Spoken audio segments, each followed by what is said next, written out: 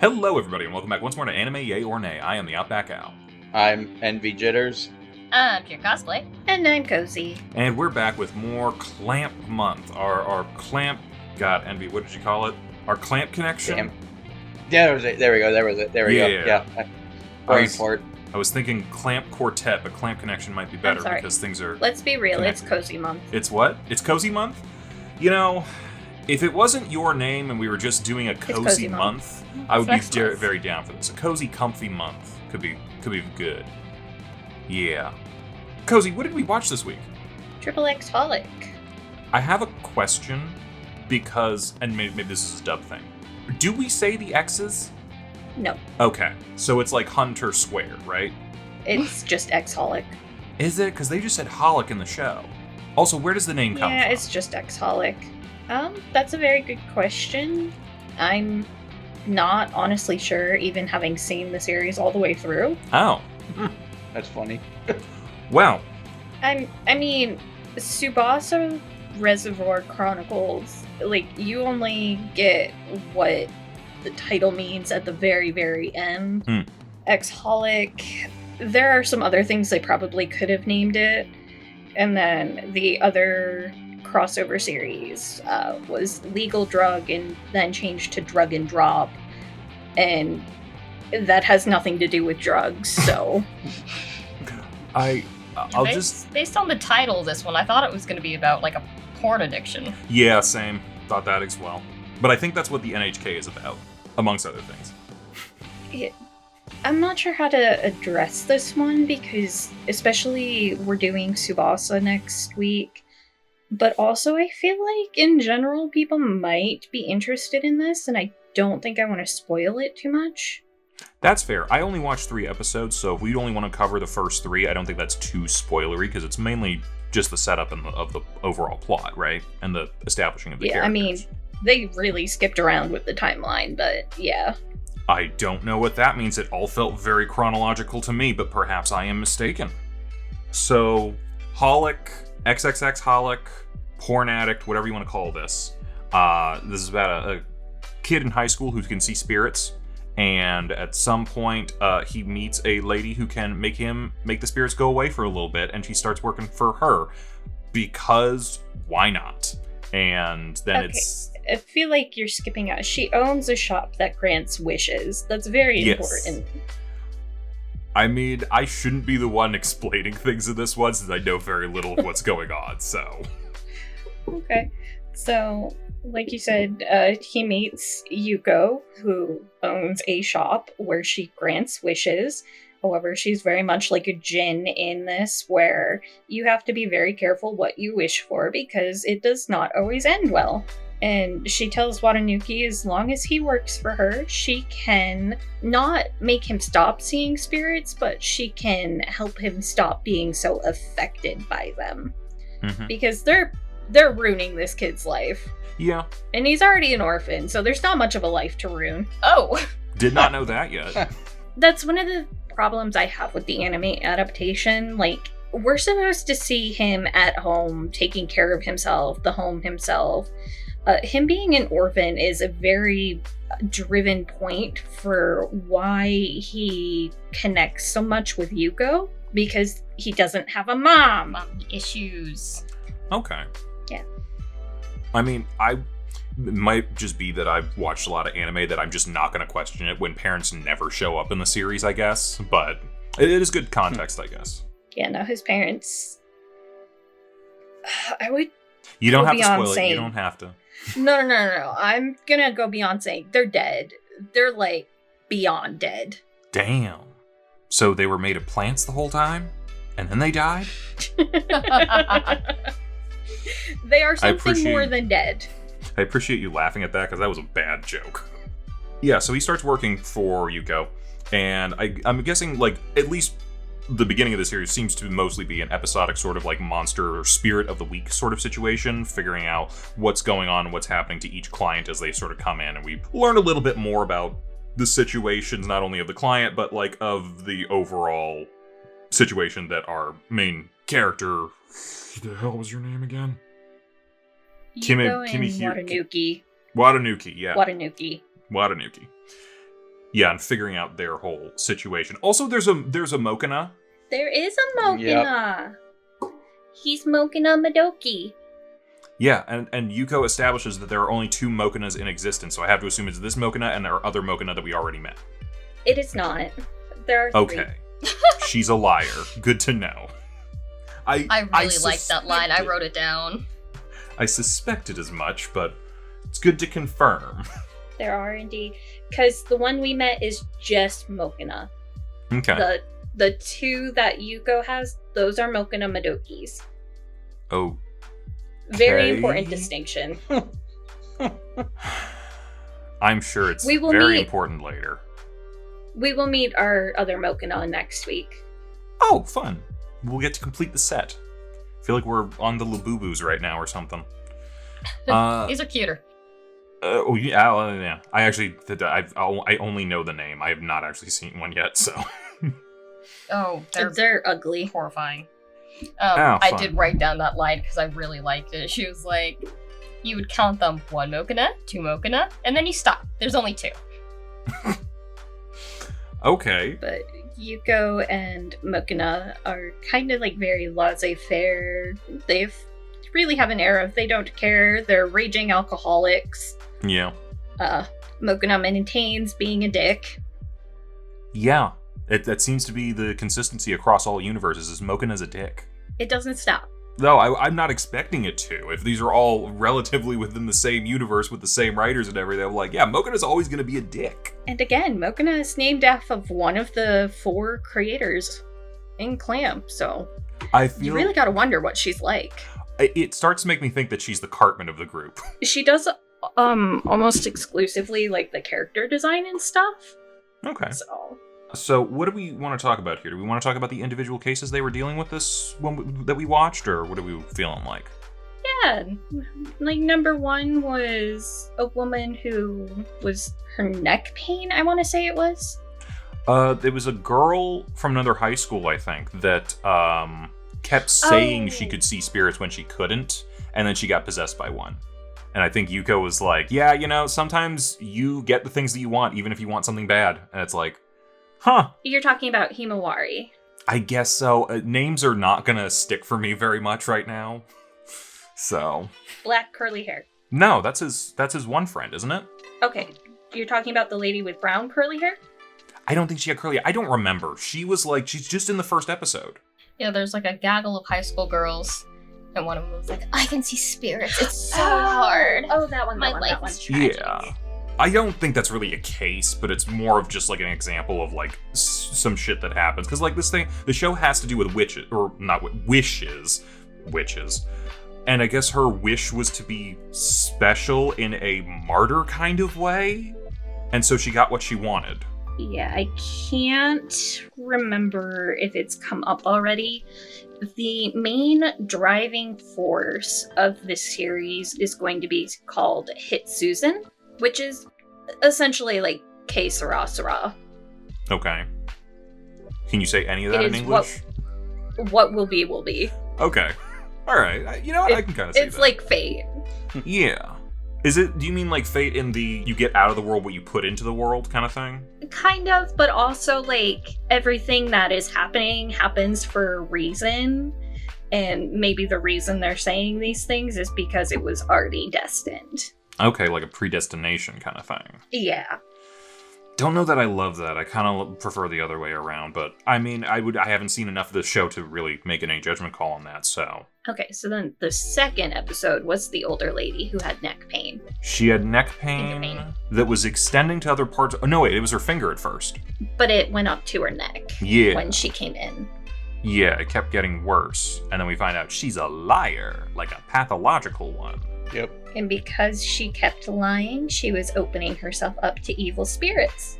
Yeah. Who, as you know, that happens. Yuko gave her a ring to protect her, but she told her, you have to keep it on and you need to stop lying. And she did not. So here's where part of it diverges. In the manga, the ring straight up breaks. Mm-hmm. And she dies. Oh. Yeah, she gets hit by that truck. She does not get isekai'd or whatever. She just dies. Well, you don't know that she doesn't get isekai'd. I think maybe when this was premiering on TV, they needed to down the rating a bit. I could see that. Because this series does feature a lot of death and heavy topics, just by nature of being about, like, spirits, ghosts, demons. Yeah. We don't see her, he just mentioned offhand. No, we saw her in the hospital. Yeah, she does wake up. Yeah, but yeah. She did wake up? Okay. Yeah. She woke up, and I think it was, like, kind of meant to be the point of resolution, because the nurse starts asking, like, oh, hey, that kid who brought you in, is that your boyfriend? And she was like, she had that moment's hesitation, and she's like, no, he's not. And so she's like, it might have been a point where she realized, hey, maybe I should stop lying because bad things are happening to me when I'm, like, doing this. Yeah, she was another example of, like, she obviously wasn't happy with her life. She wanted something more to be going on, and she got what she wished for. Yeah. Like, what was that one Stephen King? The monkey, the little monkey. I mean, monkey's paw is something definitely, but, like, the little symbol monkey was, like, a horror shop thing. Ugh. Was it Monkey Man? The thing that came out this year?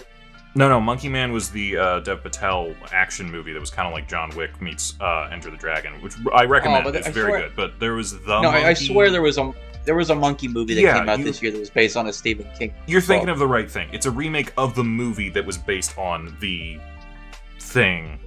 Yes. Someone else talk. I'm rambling. Pet Cemetery. Shit, yeah. The monkey, that's what it's monkey. called, the monkey. The third episode was about what they call the Angel Game, which is actually a game they play in Japanese high schools. It's kind of like where do-it-yourself Ouija board a little bit. Yeah, kinda. Or Charlie or whatever that was called. I don't remember that one.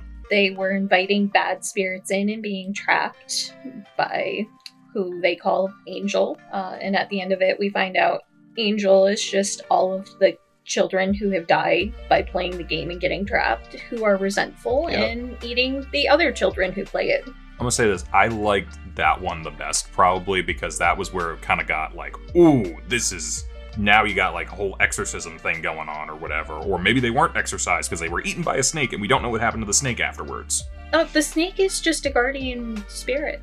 Okay, cool. It's in its territory, and Yugo kind of talked about it. The reason it showed up there was because it was chasing Watanuki, because he attracts spirits. Mm-hmm. It wanted to eat him, not the ghost. Well, still, like, I did like that one a little bit more because it does kind of expand sort of the world of things. It goes beyond just, here are things that we wish for, and sometimes there's like a negative thing that comes along with that wish, but it's also like, hey, there's a bunch of stuff going on here, and some of it gets really big and crazy and will interact with different stuff in different ways. I like that.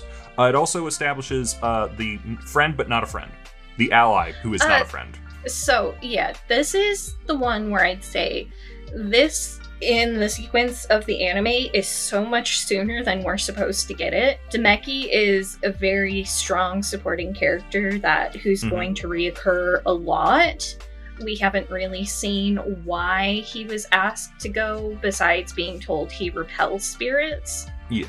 But we really had a lot more time building up the relationship between Yuko and Watanuki before this event happened. So it is kind of weird where they put it sequentially, because we've even been introduced to Demeki before that. Yeah, like, I guess he's just like a guy that he doesn't like. He doesn't like him because all the girls like him and he's jealous. I love when the girl was sitting there with both of them, just like, oh, you two are great friends, huh? It reminded me of that post that's like, I'm keeping these two boys in a jar and shaking it up and down every hour to watch them fight. No, she's not. She legitimately thinks they're very good friends. And this is something every time they all hang out together and they're like, we hate each other. Or more Watanuki being like, we hate each other. Demeki being like, I'm here. She's like, man, you guys are such good friends. I wish I could be good friends with someone like that. Because Himawari is cursed with super bad luck. But also, this is Clamp, and Clamp is kind of gay, so, like, There's a lot of stuff that happens further on down the line with Watanuki and Demeki that's very clamp coded for, oh yeah, no, they fucking. I could see it. People ship them together. It felt like... It's not just shipped together, it's pretty canon. The creators ship them. Yeah, that's what canon is. Yeah. The creators created them to be soulmates. Yeah. I gotta say, it felt like probably the most, like, disinterested performance by J. Michael Tatum. I mean that in a good way. Like, this is the most understated performance I think I've ever seen from him in a dub. Oh, yeah, no. He nails that role. And I also really think Watanuki and Yuko's voice actors do a very good job. This is one of the English dubs I think are very well accomplished. It's just a shame that the anime itself is so fucking ugly. Well, I couldn't find episodes 2 and 3 on YouTube, so I stuck with the sub. But yeah, Todd Haberkorn is the main protagonist, and if there's anything you know about Todd Haberkorn, is that he always goes insane with his roles, like no matter what his role is. And, you know, Colleen Clickenbeard was Yuko, so you have, like, 3 of your main characters are all some of the main characters from Ouran, and that's all I'm hearing. So... I mean, you guys know I'm usually harsh on the dubs, but, like, they did a very good job. Yeah, it was really good. It's just... I think Cheebs brought this up in, like, the one little note she sent. They tried to be very loyal to the art style, and they missed very hard. I mean, I think the biggest thing for me is that why is their limbs so long? Because that is something they stylized in the manga, but like Chib said in that message, it was not that bad. Like, their limbs were long, but they were still proportional. Like, everybody was just kind of like long noodles. Yeah, I could tell immediately that this was made by yaoi artists when I saw Yuko's hands. Yeah, one of the only notes, I took 3 notes and one of them was Betty Spaghetti looking ass. Yeah, just spaghetti. My God, you know, I feel like Clamp usually makes ladies who are like 2/3 leg. This woman is like 3/3 hand. So beyond that, like in the face, like the art style was very like simplified for a lot of one-off characters where like their eyes are like one-dimensional. They look a little dead inside. It doesn't translate very well. It just looks fucking ugly. I kind of felt like this was like a knockoff One Piece. It looked like to me. I gotta be real with you. And then Yuko is Luffy, and that's all I'm thinking about. I will say, as the anime goes on, it does get a lot better. I think at the time they tried to release this and Tsubasa and Legal Drug all kind of together as an anime, and they did not have enough resources to devote to like any of them. So like the first couple episodes of Tsubasa, the first couple episodes of XXXHolic, and the one kind of teaser we got for Legal Drug, they're all kind of fucking fugly out there. It does get better as they devote like a team to each one. Okay. But it's definitely rough. Yeah. I do want to talk a little bit because you guys were saying, oh, I'm gonna love Yuko. Like, Yuko's gonna be a waifu for me. Why? She's hot and sexy. Oh, no, she's not. Mysterious. Oh my God, shut up. Yes, okay. She is. You know what? I might have to read the manga because all I was seeing was noodle snake people, frankly. And I'm like, I'm not into that, really. We didn't get it yet, but we should have. It should have been episode 3. One of the wishes she grants, she walks around with that baseball bat the entire time. And we're like, Yuko, what are you doing? And she just beats the ever-loving fuck out of someone with it. It was great. I just thought you would like her because of her, personality, where she's kind of like the smart aleck personality kind of stuff, and the domineering type. That's why I said that. Damn, where are you guys getting this for me from? I really gotta rethink some things in my life. You know what? I think you're gonna like Yuko. She is in the first episode of Tsubasa. kind of first into second episode. I think you like her in that because we get to see her in her witch's outfit. And she looks nice and not like a snake person. Okay, Maybe she's not for the boys. Maybe she's for the lesbians. I mean, definitely, I would think so. Like, We'll come back to this point next week. I haven't watched a lot of One Piece. I think you guys know that. But she was just giving me, like, who are the two not Nami people, the girls on the boat? Robin, and that's it. That's No, the there's only another name. one. It's just Robin. Robin and the one who's in love with Luffy, but Luffy's asexual. Boa. She's not really a straw hat. She's like an occasional ally. Okay, whatever. It just seems like those two, but like, yeah. I don't find One Piece's art style particularly sexy either, frankly. So, Again, I think you will like her better where she is more proportioned because Tsubasa also has its own distinct art style that's different from XXXHolic. okay. Also, like, she's fine. I don't hate her. I don't have a problem with her, but I'm not, like, in love with her as a person, I don't think, either. So. That's fair. I mean, we haven't really gotten much of her personality yet. Kind of wish we could have put money on this. This would have been more fun for me. We haven't talked about the twins at all. Yeah, they're annoying. There's really not much to them. For right now, they're just little twin lollies that Yuko is guardian of, I guess. Do they work for her? No. I cannot tell you much about them without spoiling a lot. But That's fair. They got that one weird shot in the opening that I'm like, oh, I know why you're here. That sucks. No, I'll say this. They are not actually real. No.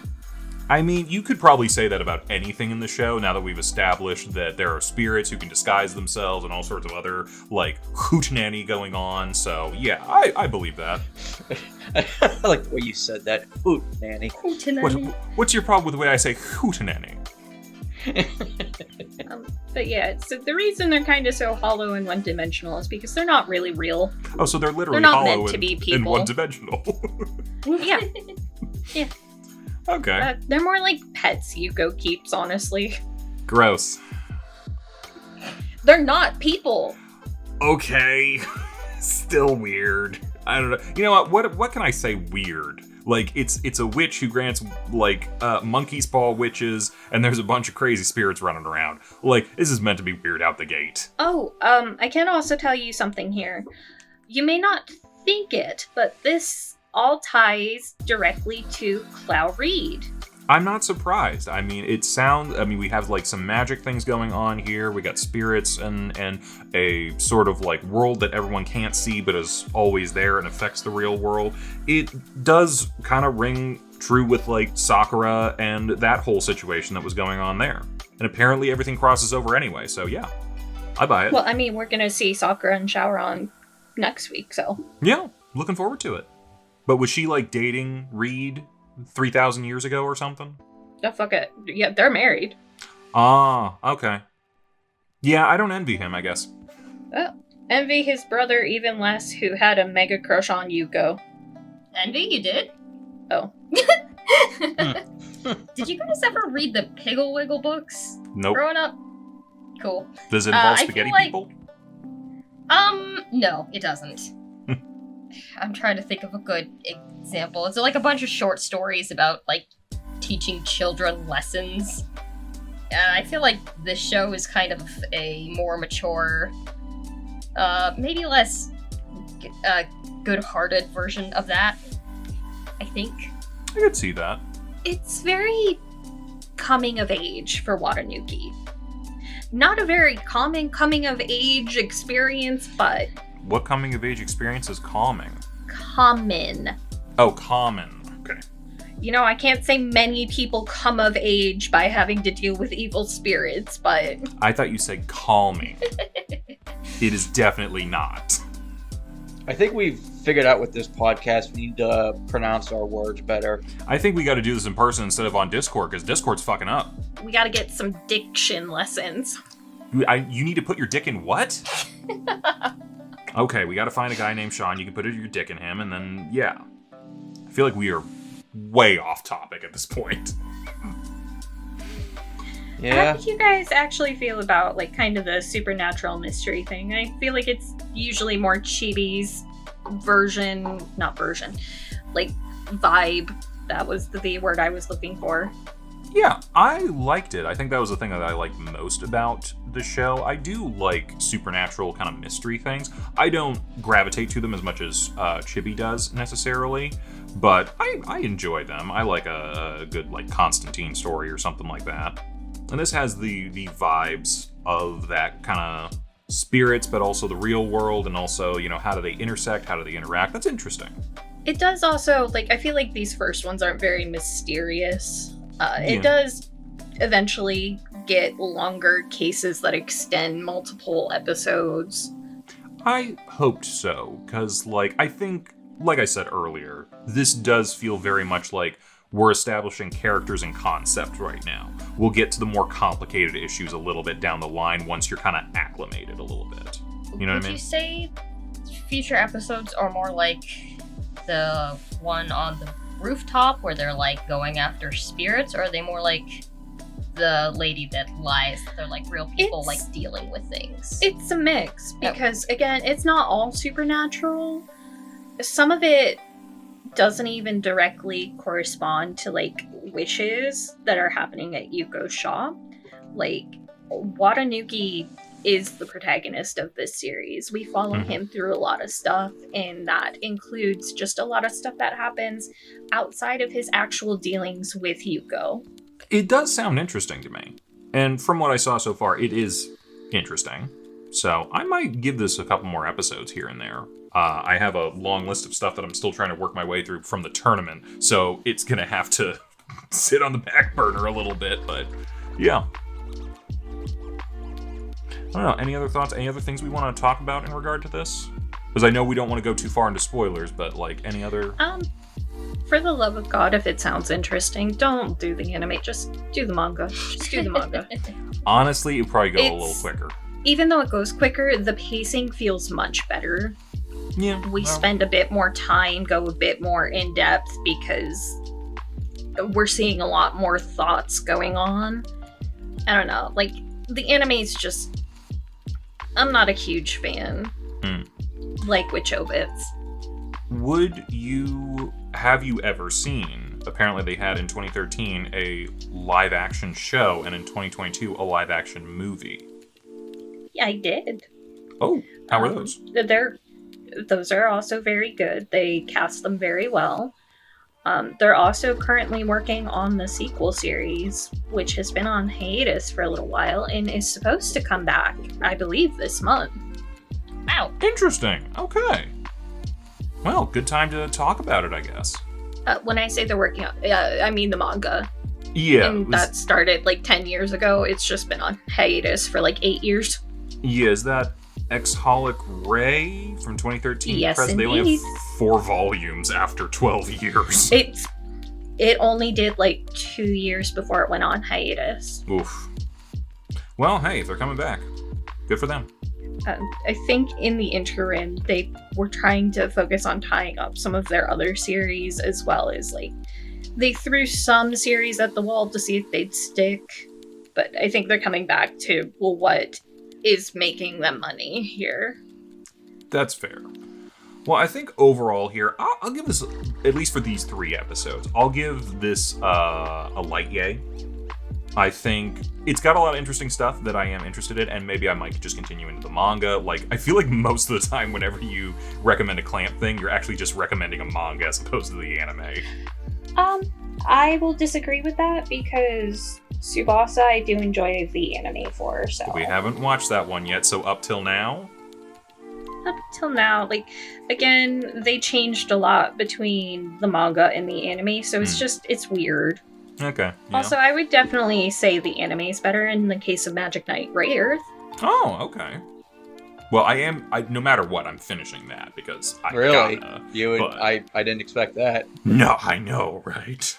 But yeah, I think overall, I'm gonna say light yay for now. It seems interesting. It seems like it'd be worth time, but I'm not gonna like run out right now to continue it. But I think I will continue it at some point. Overall, I was kind of a meh on the anime. Like, I didn't hate it, and I liked it more than Chobits last week, but I wasn't in love with it either. So, but I can understand why it might have a following to it. So I'll give it like a Matt overall. I'll give it a light yay. It was interesting. It was kind of ugly, but in kind of an endearing way. I kind of like the Betty Spaghetti. It was very silly. Bet these guys would love to cosplay Poppy's Playtime. Also a light yay. I mean, I guess the anime does get better in terms of like art style, animation, pacing, and all of that. But like, I really do prefer the manga in this case. Well, turns out I did not find my waifu in this, but you guys are saying I might find them next week with Tsubasa Reservoir Chronicles? Yep. Okay, well, what's that about? She's there too. I know she's there too, but what's the rest of it about? Generally speaking. About a group of 4 people plus Mokina who have to travel between different worlds and dimensions across the various Clampverse to find feathers. Okay, that sounds really interesting. Probably more interesting than I actually, like, seen more Clamp stuff, but it does sound very interesting. So, the Tsubasa means wing, in case you're wondering. I was not wondering, but... Well, now you know, it means wing, so haha, they're looking and knowing for is half the battle. Alright, well, we'll see you guys next week for Tsubasa Reservoir Chronicles, and we'll see how these different dimensions and realities across the Clampverse all converge. Bye-bye, everybody! Bye! Hey, thanks for watching, and if you haven't already, be sure to subscribe and ring the bell icon for notifications. If you enjoy this video, give us a like, and if you haven't already, check out some of our previous episodes, our daily gaming videos, or our parody series Madoka Magically Abridged. See you next time!